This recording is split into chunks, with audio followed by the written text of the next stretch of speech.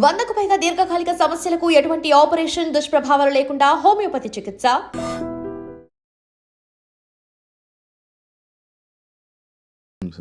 Visa on arrival అని ఉంటుంది. నేను అక్కడ పనిచేస్తాను, నాకు తెలుసు. వీసా ఆన్ అరైవల్ అంటే అక్కడ వెళ్ళంగానే ఎయిర్పోర్ట్లోనే 2200 బాట్లు కట్టేసి, అంటే వాళ్ళ కరెన్సీ కట్టేసి ఫామ్ ఫిల్అప్ చేసి మీకు అక్కడే స్టాంప్ కొట్టి వీసా ఇచ్చేస్తారు. That is visa on arrival. మిగతా కంట్రీస్కి ముందే వీసా అప్లై చేయాల్సి వస్తుంది. ఫర్ ఎగ్జాంపుల్ ఇప్పుడు దుబాయ్కి వెళ్తున్నాను అనుకోండి, యూఏకి వెళ్తాను, మీరు ముందే వీసా అప్లై చేయాల్సి వస్తుంది. ఇంకా ఎక్కడైనా మేజర్ కంట్రీస్, యూరోపియన్ కంట్రీస్. యూఎస్కి ఇంకా టఫ్, ఎందుకంటే మనోళ్ళు చాలా సంవత్సరాల నుంచి యూఎస్కి మన డాంకీ రూట్ అంటాం చూడండి. డాంకీ రూట్ ఒకటి ఉంటుంది, ఎట్లయినా అక్కడ చేరుకోవాలి. ఎస్పెషలీ పంజాబ్, గుజరాత్ అటువైపు నుంచి చాలామంది ఏ చనిపోయినా కానీ ప్రాబ్లం లేదు, కానీ యూఎస్కి వెళ్ళాలి నాకు. 40 లక్షలు 50 లక్షలు ఏజెంట్లకు ఇచ్చి వాడు ఎక్వెడోర్ నుంచి కొలంబియా తీసుకెళ్ళి, కొలంబియా నుంచి మెక్సికో తీసుకొచ్చి, మెక్సికో నుంచి గోడ దుంకి అటువైపు యూఎస్కి వెళ్ళాలనుకుంటా. అక్కడ వెళ్ళగానే వాడు మాయమైపోతాడు, క్రౌడ్లో చేరిపోతాడు. సో ఇప్పుడు దాకా యూఎస్ అడ్మినిస్ట్రేషన్ ఏంటంటే, మనం చూసుకుంటూ వస్తే బుష్ కానీ, క్లింటన్ కానీ, బైడెన్ అడ్మినిస్ట్రేషన్, వీళ్ళందరూ చాలా వీక్గా ఉన్నారు ఇమిగ్రేషన్ మీద. లక్షలాది మంది వస్తున్నారు, వచ్చి అక్కడ పనిచేస్తున్నారు. చాలామంది దగ్గర వీసాలు లేవు, వీసా అయిపోయిన వాళ్ళు ఎక్స్పైర్ అయిన కూడా ఉన్నారు. ఇప్పుడు యూరోప్లో కూడా అదే పరిస్థితి. యూకేలో చూస్తున్నారు, బోట్లో వచ్చి దిగుతున్నారు, వాళ్ళకి హోటల్ 5 స్టార్ హోటల్ ఇచ్చేస్తున్నారు, తిండి ఇచ్చేస్తున్నారు, నిద్రపోండి, మీకు 3000 పౌండ్లు ఇస్తారు నెలకు. ఏం కావాలి ఇంకా? సోమాలియా నుంచి, సూడాన్ నుంచి, ఆఫ్రికా నుంచి అందరూ వచ్చి అక్కడ పడుతున్నారు, ఆఫ్ఘనిస్తాన్ నుంచి కూడా. కానీ యూఎస్కి ఎందుకు వెళ్తారు? ఒకటి, అక్కడ వెళ్ళే ఒక ఆస్పిరేషన్ ఒకటి ఉంటుంది కొంతమందికి. ఒకటి ఎడ్యుకేషన్. మన దగ్గర నుంచి వెళ్ళే స్టూడెంట్స్లో, ఇది నేను చెప్పట్లేదు, మీరు డేటా తీసుకోవచ్చు. మొన్న కూడా మోహన్ దాస్ పై గారు చెప్పారు, మన దగ్గర నుంచి వెళ్ళే స్టూడెంట్స్లో 90% మంది 3rd గ్రేడ్ యూనివర్సిటీస్కి వెళ్తారు యూఎస్లో. సర్టిఫికేట్ ప్రింట్ చేసే పేపర్ కూడా విలువ ఉండవు. అక్కడ కార్నల్ ఉంది, అక్కడ పెద్ద పెద్ద ఇన్స్టిట్యూట్, యూపెన్ ఉంది, చాలా మటుకు ఇన్స్టిట్యూట్స్, బూత్, చాలా పెద్ద పెద్ద ఇన్స్టిట్యూట్స్ ఉన్నాయి అక్కడ, యూనివర్సిటీస్ ఉన్నాయి. అక్కడెక్కడ వెళ్ళకుండా పేరే వినలేని ఇన్స్టిట్యూట్కి వెళ్తాడు, ఎందుకంటే అది అడ్మిషన్ అక్కడే దొరుకుతుంది. కార్నల్ నుంచి అట్లాంటి పెద్ద పెద్ద ఇన్స్టిట్యూట్స్లో మీకు మెరిట్లోనే మీకు అడ్మిషన్ వస్తుంది, మీ రికమెండేషన్ మీద ఉంటుంది. అంటే మీ ప్రొఫెసర్స్ రికమెండ్ చేయాల్సి వస్తుంది. వాళ్ళ సెలెక్షన్ ప్రాసెస్ చాలా టఫ్. బహుశా మీకు స్కాలర్షిప్ కూడా ఇస్తారు. మన వాళ్ళు ఏం చేస్తారు, ఫస్ట్ స్టెప్లో యూఎస్కి ఎందుకు వెళ్తారంటే చదువు అని చెప్పి వెళ్తారు. అక్కడ చదువు ఫినిష్ చేయగానే ఎంఎస్ వెళ్తే ఎంఎస్ ఫినిష్ చేస్తారు, కొంతమంది పిహెచ్డి లెవెల్ కూడా వెళ్తారు. అక్కడ వెళ్ళిన తర్వాత వాళ్ళు ఏం చేస్తారు, ఓపీటీ అని ఒక దాన్ని అప్లై చేస్తారు, ఆప్షన్ ప్రాక్టికల్ ట్రైనింగ్. ఆ ప్రాక్టికల్ ట్రైనింగ్ ఏంటంటే, మీరు చదువుకున్న సబ్జెక్ట్, ఫర్ ఎగ్జాంపుల్ రోబోటిక్స్ చదువుకున్నారు, ఆ రోబోటిక్స్ని మీరు ప్రాక్టికల్గా లైఫ్లో ఇంప్లిమెంట్ చేయలేదు, మీరు థియరీ నేర్చుకున్నారు.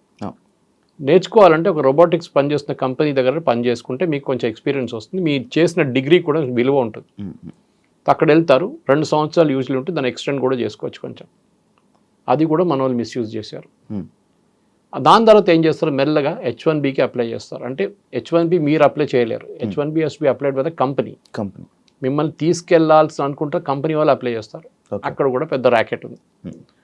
ఇది ఏం జరిగిందంటే, H1B ఎందుకు తీసుకొచ్చారు, అమెరికాలో stem, that is science, engineering, technology and మ్యాథ్స్లో వాళ్ళ దగ్గర షార్టేజ్ ఉందని చెప్పి వాళ్ళ నేషనల్ సైన్స్ ఫోరం, వాళ్ళ ఫౌండేషన్ 160,000 మంది తక్కువ ఉన్నారని చెప్పి 1990లో ఒక స్టడీ చేశారు.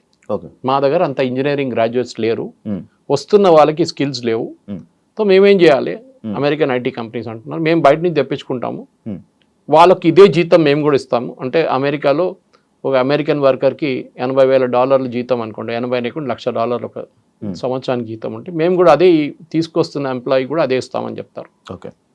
కానీ చేసేది అది కాదు. ఒకసారి తీసుకొచ్చిన తర్వాత ఆయనకి అది ఇచ్చే డాలర్ కన్నా ½ ద శాలరీ ఇస్తారు. వాడు వచ్చేసిండు కాదు, ఎక్కువ మాట్లాడలేడు. ఇప్పుడు ఏమనంటే నిన్ను పంపించేస్తా వాపస్ అంటాడు. ఆడు భయపడి పని చేస్తారు, అమ్మాయి ఉండని అబ్బాయి ఉండని. ఇది మిస్యూజ్ జరుగుతుంది, చాలా సంవత్సరాల నుంచి జరుగుతుంది. ఇప్పుడు ఇవాళ వచ్చిన న్యూస్ ప్రకారం ఫైర్ వాల్ అని చెప్పి ఒకటి లాంచ్ చేశారు యూఎస్. మేజర్ ఇన్వెస్టిగేషన్ స్టార్ట్ అవుతుంది నిన్నటి నుంచి.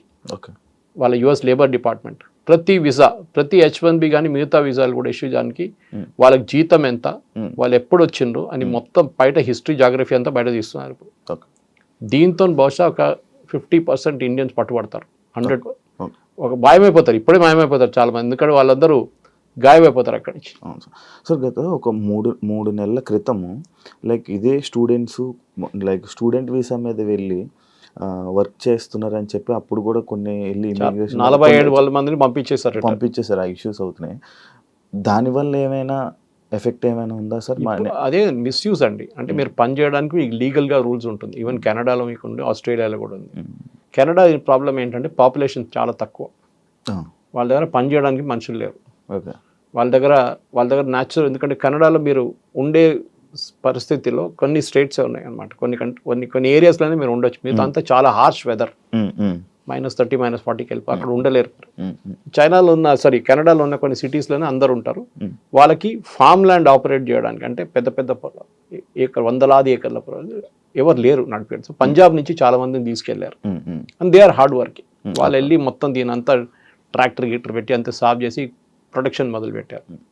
నెక్స్ట్ వేవ్ ఎడ్యుకేషన్ కోసం వెళ్ళారు. యూఎస్ యూనివర్సిటీలో అడ్మిషన్ రాని వాళ్ళు కెనడాకి వెళ్ళారు. ఐడియా ఇస్ కెనడాలో ఉండి మెల్లగా యూఎస్కి దూరిపోదాం, ఎవడు పట్టుకోడు నన్ను. ఎందుకంటే Canada US border open border, అంత పెద్ద చెక్కింగ్ ఏం లేదు. Okay okay. మీరు ఈజీగా మాయమైపోవచ్చు. అక్కడ వెళ్ళి గాయపేసి మీరు సడన్గా యూఎస్లో కనిపిస్తారు నెక్స్ట్ డే. యూఎస్లో ఉన్న ఐస్ అంటే డిపార్ట్మెంట్ కూడా ఉంది, వాళ్ళ ఇమిగ్రేషన్ కస్టమ్స్ అండ్ ఎన్ఫోర్స్మెంట్. వాళ్ళు ఏం చేస్తారంటే చెక్ చేయాలని రూల్ వాళ్ళ దగ్గర ఉంది, కానీ ఇప్పుడు దాకా అది చేయలేదు. ట్రంప్ వచ్చిన తర్వాత ఇప్పుడు మీరు చూస్తున్నారు లాస్ ఏంజలీస్ కానివ్వండి, న్యూయార్క్ కానివ్వండి, వాషింగ్టన్ డీసీ కానీ రేట్ల మీద రేట్లు నడుస్తున్నాయి. రెస్టారెంట్లో పనిచేస్తున్న ఎంప్లాయీస్ని పట్టుకెళ్తున్నారు, పెట్రోల్ బంక్లో పనిచేస్తున్న పట్టుకెళ్తున్నారు. దాంట్లో చాలా మంది మన వాళ్ళే ఉన్నారు తెలుగు స్పీకింగ్ స్టేట్స్ నుంచి. ఈ ప్రాబ్లం మీకు కేరళలో కనిపించదు. కేరళ నుంచి వచ్చే H1B మీద వెళ్ళే వర్కర్స్ అందరూ నర్సెస్. యూఎస్లో నర్సెస్ పెద్ద షార్టేజ్ ఉంది. ఓకే. యూరోప్లో కూడా ఉంది same problem. Okay. Second doctors కూడా తక్కువ ఉన్నారు వాళ్ళ దగ్గర. సో డాక్టర్స్ మన దగ్గర తీసుకెళ్తారు. కానీ దీని లాజిక్ ఏంటి? H1B అనగానే highly skilled worker, exceptional skill మీకు ఉందన్నమాట. ఏ ఫీల్డ్ అయినా మీ ఫీల్డ్ నుంచి. మన దేశంలో H1B అనగానే అందరు ఐటీతో ఈక్వేట్ చేస్తారు. కాదు, H1B is for all fields. మీరు ఒక great musician, great sound recordist, okay, లేకుంటే మీరు సైంటిస్ట్, మీరు ఆస్ట్రోఫిజిస్ట్, మిమ్మల్ని కూడా H1Bలో తీసుకెళ్తారు. అక్కడ ఉన్న యూనివర్సిటీస్ తీసుకెళ్ళచ్చు, అక్కడ ఉన్న కంపెనీలు తీసుకెళ్ళచ్చు. ఒక 10-15 సంవత్సరాల ముందు ఈ అకాడమిక్ వాళ్ళని H1B కోటా నుంచి తీసేశారు. అంటే H1Bకి ఫర్ ఎగ్జాంపుల్ 64,000 లేకుంటే 80,000 వీసాలు ఉన్నాయి అనుకుంటే ఒక సంవత్సరానికి లిమిట్ ఉంటుంది. అకాడమిక్ వాళ్ళని దాన్ని తీసేశారు, దాన్ని కలపలేదు, సపరేట్గా పెట్టుకున్నారు. వాళ్ళకి లిమిట్ లేదు. బికాస్ అకాడమిక్స్లో బెస్ట్ ప్రొఫెసర్స్ కావాలంటే మేము బయట నుంచి తెచ్చుకోవాలని మా దగ్గర లేరండి. రేపు ఫర్ ఎగ్జాంపుల్ అమెరికాలో ఒక సాంస్క్రిట్ సబ్జెక్ట్ నేర్పియాలి ఒక యూనివర్సిటీలో అంటే వాళ్ళు ఎక్కడి నుంచి తీసుకొస్తారు? సాంస్క్రిట్ ప్రొఫెసర్ భారతదేశం నుంచి తీసుకురావాలి కదా, ఇక్కడి నుంచి తీసుకొస్తారు. స్పానిష్ ప్రొఫెసర్ గారు వాళ్ళు సౌత్ అమెరికా నుంచి తీసుకొస్తారు. ఓకే, సో అదే కదా ద మెయిన్ ప్రాబ్లమ్ ఇస్ మన దగ్గర ఈ ఫస్ట్ అండర్స్టాండింగ్ లేదు. ఎస్పెషల్లీ తెలుగు స్పీకింగ్ స్టేట్స్లో H1B వీసా అనగానే as a matter of right అనుకుంటున్నారు వాళ్ళు.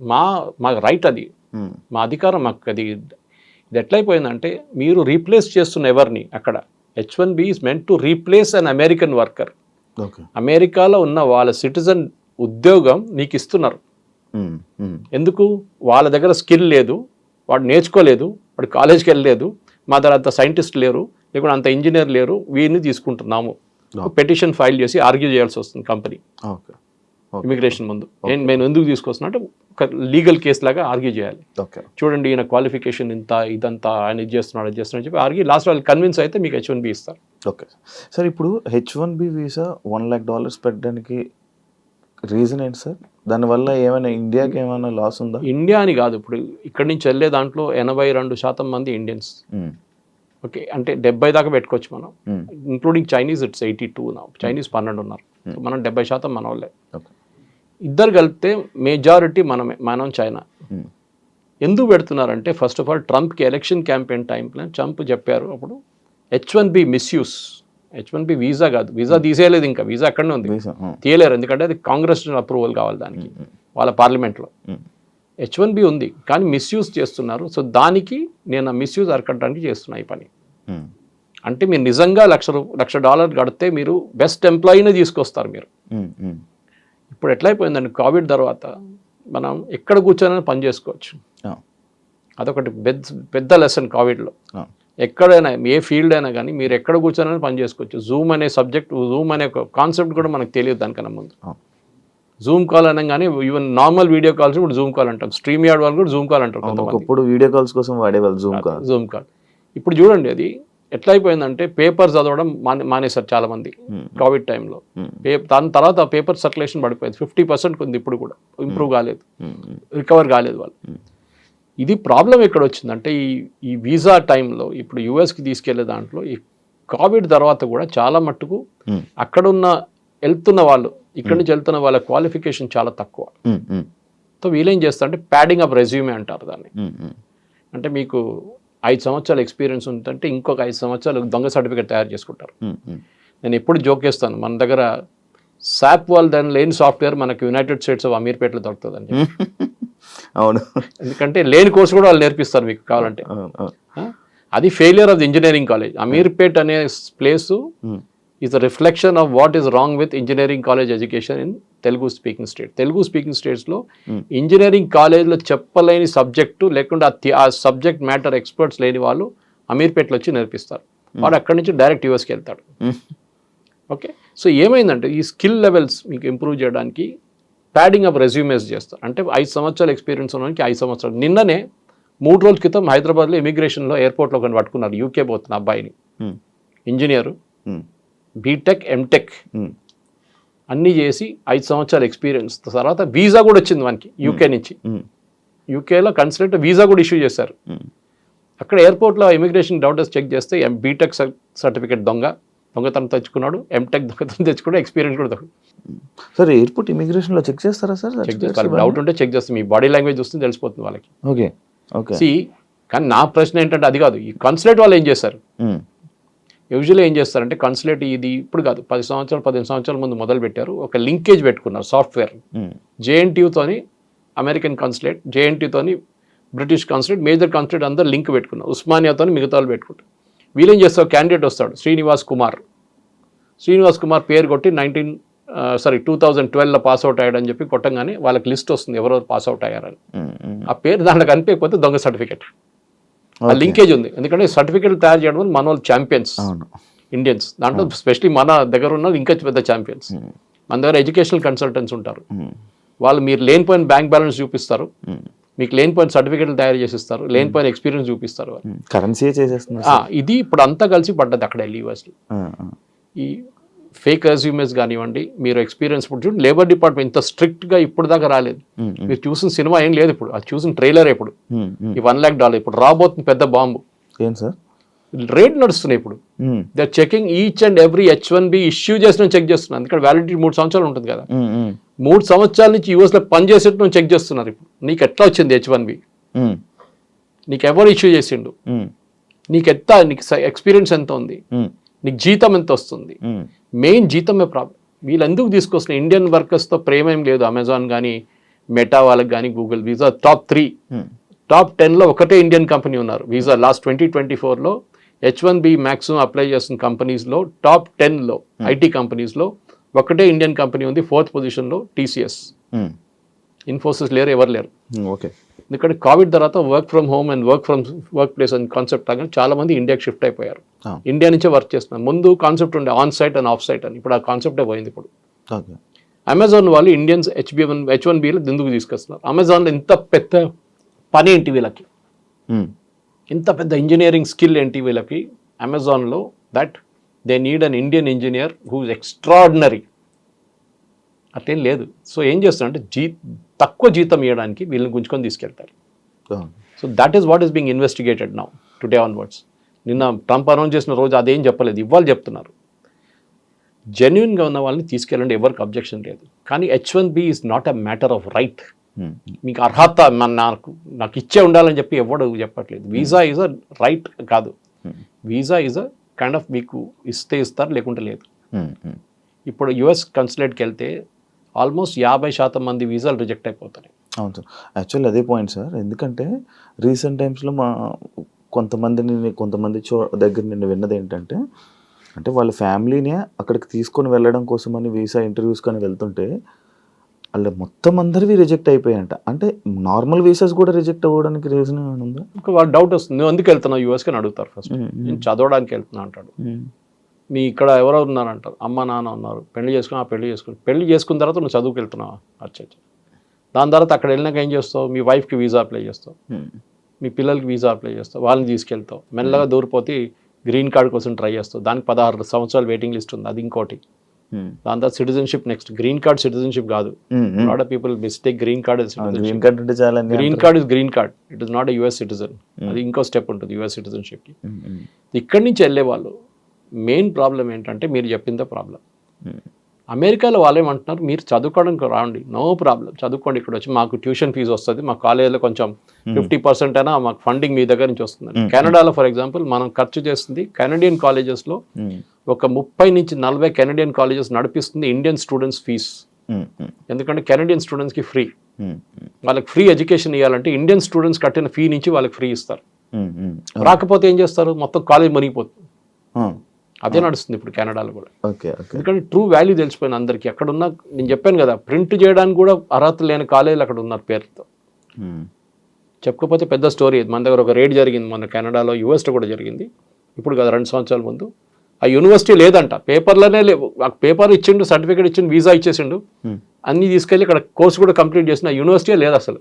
ఒక ఆడిటోరియం ఉందంట, ఆడిటోరియం అందరు తీసుకెళ్ళి కూర్చోబెడతారంటే ఒకడు వచ్చి 1 గంట సేపు చెప్పేసి వెళ్ళిపోతారు, అయిపోయింది ఆ రోజు క్లాస్. ఇట్లాంటి ఫ్రాడ్ నడుస్తుంది. ఎందుకంటే అట్లా చాలా ఉన్నాయి ఇట్లాంటివి. సో ఇప్పుడు యుఎస్ గవర్నమెంట్ ట్రంప్ని తప్పుపట్టలేమండి. నేను మళ్ళీ అదే సబ్జెక్ట్కి వస్తున్నాను. బంగ్లాదేశ్ వచ్చి ఇండియాలో వచ్చి మీ ఉద్యోగం తీసుకెళ్తే మీకు ఎట్లా ఉంటుంది? అదే కదా మనం అప్పుడు అంటున్నాం, బంగ్లాదేశ్ని పంపేయండి, రోహింగ్యాలను ఇక్కడ ఏం చేస్తున్నాం వాళ్ళు పంపేయండి అని. మా ఉద్యోగం వాళ్ళు తీసుకెళ్ళిపోతున్నారు. కరెక్ట్, కొట్టాల్సింది వాళ్ళు పంపించారు, కానీ మన వాళ్ళని కొట్టారని చెప్పట్లేదు నేను. నేనే అంటున్నా అంటే మీరు లీగల్గా వెళ్తే ప్రాబ్లం లేదు. 10 మందిలో 5 మంది లీగల్గా వెళ్తే 5 మంది ఇల్లీగల్గా వెళ్తున్నప్పుడు ఈ 10 మంది పేరు కూడా ఖరాబ్ అయిపోతుంది అంతా. సార్ అంటే అందరు బ్లాక్ మార్క్ అయిపోతారు. సార్ అంటే మన ఇండియాలో ఉన్న కొంతమంది ఏమనుకుంటున్నారంటే ఈ బ్రిక్స్ నోట్ అని కొత్తగా ఈ మధ్య వస్తుంది కదా సార్, ఆ నోట్ వల్లనే ఇవన్నీ ట్రంప్ కావాలని మన ఇండియా మీద కక్షపాతంతో చేస్తున్నాడు అని చెప్పి BRICS not first of all లేదు. ఏంటి బ్రిక్స్ నోట్ అని ఏ నోట్ లేదు. అది ఏంటి సార్ మరి? బ్రిక్స్ వాళ్ళ ఇంటర్ కరెన్సీ ఎక్స్చేంజ్ కోసం భారతదేశం బ్రెజిల్తో ట్రేడ్ చేసుకోవడానికి డాలర్ కాకుండా మనం ఇంకే కరెన్సీ వాడుకోవచ్చు. ఫర్ ఎగ్జాంపుల్ రష్యాతో మనం ట్రేడ్ చేస్తున్నాడు, రష్యా స్విఫ్ట్ సిస్టమ్ అనే ఒక ఇంటర్నేషనల్ సిస్టమ్. మీరు ఇప్పుడు ఒక ఇంటర్ కంట్రీ ట్రాన్స్ఫర్ చేస్తే ఇక్కడ నుంచి మీరు యూఎస్కి వచ్చి డబ్బులు పంపిస్తున్నారు, మీ తమ్ముడు అక్కడ చదువుకుంటున్నాడు, మీరు ఆయనకి ఫీజు ఇక్కడి నుంచి పంపిస్తున్నారు, మీరు బ్యాంక్ వెళ్ళి డబ్బులు కట్టి వాళ్ళ బ్యాంక్కి ట్రాన్స్ఫర్ చేస్తారు. ఆ వర్క్ చేస్తున్న సిస్టమ్ పేరు స్విఫ్ట్ ఇంటర్నేషనల్ సిస్టమ్. రష్యాని బ్యాన్ చేసి పడేశారు దాని నుంచి, ఎందుకంటే యుక్రెయిన్ వార్ స్టార్ట్ చేయగానే. ఇప్పుడు రష్యా డబ్బులు మనం రష్యాకి ట్రాన్స్ఫర్ చేయలేము. మనం ఏం చేస్తాం, సరే మేము రూపీలో పే చేస్తాం మీకన్నా, డైరెక్ట్ బ్యాంక్ ట్రాన్స్ఫర్ రూపీ నుంచి మా స్టేట్ బ్యాంక్ నుంచి మీ రష్యన్ బ్యాంక్ ఇచ్చేస్తారు. కానీ రూపీ, డాలర్ కదా, డాలర్ కాగానే స్విఫ్ట్ నుంచి వెళ్ళాల్సి వస్తుంది. స్విఫ్ట్ నెంబర్ అనేది స్విఫ్ట్ SWIFT అని ఉంటుంది, ఆ నెంబర్ లేదు ఇప్పుడు రష్యా. సో మనం ఏం చేస్తాం trade. So BRICS is that only. BRICS ఏమన్నా ఆల్టర్నేటివ్ కరెన్సీ కాదు, ఏదో కొత్త కరెన్సీ యూరో తీసుకురావట్లేదు ఇక్కడ. We're trying to kind of evolve a different system. For example మనం ఇరాన్తో ట్రేడ్, ఇప్పుడు ఇరాన్ లేదనుకోండి దీని బ్రిక్స్లో, కానీ చెప్తున్నా ఇరాన్తో మనం ఫస్ట్ ఆయిల్ ట్రేడ్ చేసినప్పుడు అమెరికా వాళ్ళు బ్యాన్ పెట్టినప్పుడు న్యూక్లియర్ డీల్తోని ఏం జరిగిందంటే ఇరాన్ ఏమన్నారు, ఫస్ట్ వాళ్ళ లోకల్ కరెన్సీలో మనం ఇచ్చేస్తే చాలన్నారు, మనం ఇచ్చాం. దాని తర్వాత మనం చెప్పాం అది కూడా చేయలేము, యూఎస్ చాలా ప్రెషర్ పెడుతున్నా అంటే ఒక పని చేయండి, మాకు బియ్యం కావాలి, మాకు ఇన్ని టన్స్ మిలియన్ టన్స్ బియ్యం కావాలి, మీ దగ్గర ఆ బియ్యం మాకు ఇచ్చేసేయండి, మేము మీకు ఆయిల్ ఇచ్చేస్తాం. బార్టర్ ట్రేడ్ అంటాం అన్న, పాత సిస్టమ్లు అట్లనే ఉండే, మీరు అది ఇచ్చి మీరు తీసుకు. సో ఈ బ్రిక్స్తో దీనికి సంబంధం లేదు. ట్రంప్కి కోపం ఏంటంటే ఆ లాబీ చాలా పవర్ఫుల్ అయిపోతుంది, దాంట్లో రష్యా అండ్ సౌత్ ఆఫ్రికా అస్సలు పడదు, చైనా ఇంకా పడదు, మిగిలింది ఎవరు? ఇండియా కదా, ఇండియా మీద టార్గెట్ చేస్తారు. సో ఇండియాని టార్గెట్ చేయడంలో ఇండైరెక్ట్లీ వీళ్ళు ముగ్గురు ఉన్నారని చెప్పి టార్గెట్ చేస్తున్నారు. కానీ బ్రిక్స్కి దీనికి సంబంధం లేదు. It is nothing do with it is basically ఆయన ఎలక్షన్ క్యాంపెయిన్లో చెప్పిన మాట చేస్తున్నాడు. ఎలక్షన్ క్యాంపెయిన్ చెప్పాడు, నేను రాగానే ఇమిగ్రేషన్ పెట్టి H1B వాళ్ళని అందరిని తీసేస్తా అని చెప్పి. అప్పుడు డిఫెండ్ చేయడానికి వచ్చిన ఎవరు? Elon Musk.